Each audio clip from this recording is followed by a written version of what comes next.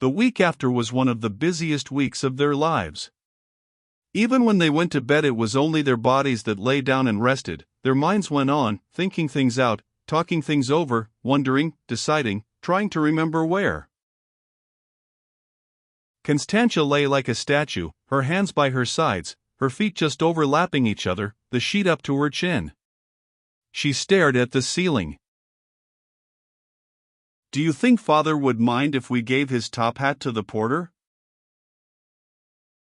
"The porter," snapped Josephine. "Why ever the porter? What a very extraordinary idea."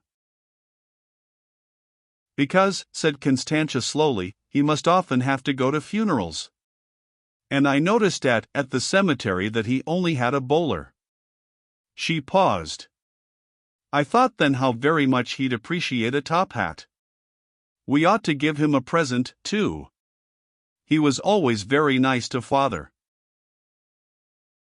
"But," cried Josephine, flouncing on her pillow and staring across the dark at Constantia, "Father's head."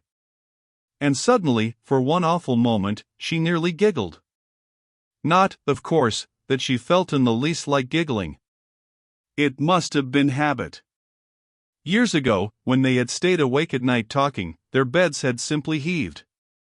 And now the porter's head, disappearing, popped out, like a candle, under Father's hat. The giggle mounted, she clenched her hands, she fought it down, she frowned fiercely at the dark and said "Remember" terribly sternly. "We can decide tomorrow," she said. Constantia had noticed nothing, she sighed. "Do you think we ought to have our dressing gowns dyed as well?"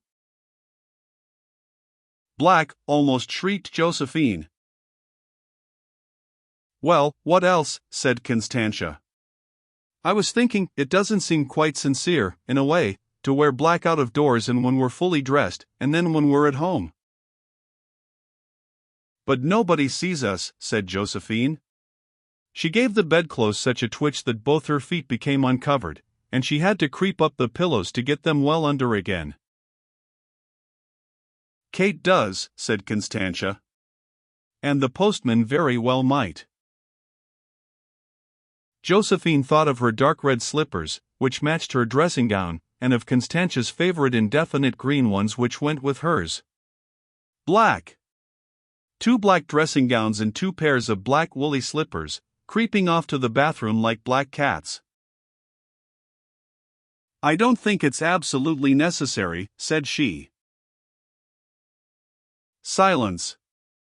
Then Constantia said, "We shall have to post the papers with the notice in them tomorrow to catch the Salon mail. How many letters have we had up till now?" 23. Josephine had replied to them all, and 23 times when she came to "We miss our dear Father so much" she had broken down and had to use her handkerchief, and on some of them even to soak up a very light blue tear with an edge of blotting paper. Strange. She couldn't have put it on, but 23 times. Even now, though, when she said over to herself sadly, "We miss our dear Father so much," she could have cried if she'd wanted to. "Have you got enough stamps?" came from Constantia. "Oh, how can I tell?" said Josephine crossly. "What's the good of asking me that now?"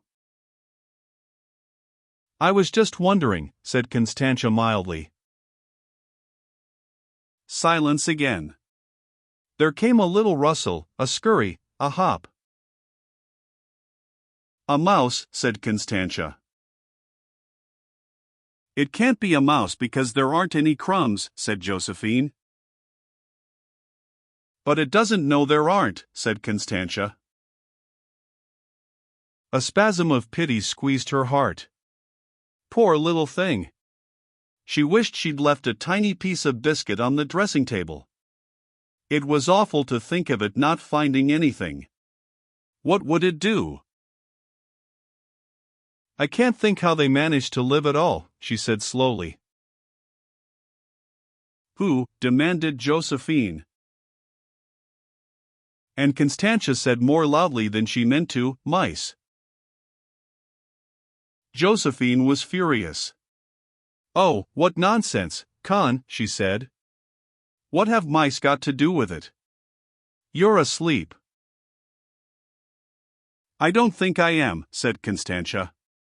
She shut her eyes to make sure. She was. Josephine arched her spine, pulled up her knees, folded her arms so that her fists came under her ears, and pressed her cheek hard against the pillow.